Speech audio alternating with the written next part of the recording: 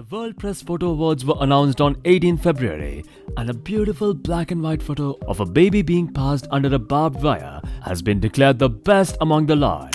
Titled as Hope for a New Life, the photo signifies Europe's current refugee crisis. Clicked by an Australian freelance photographer,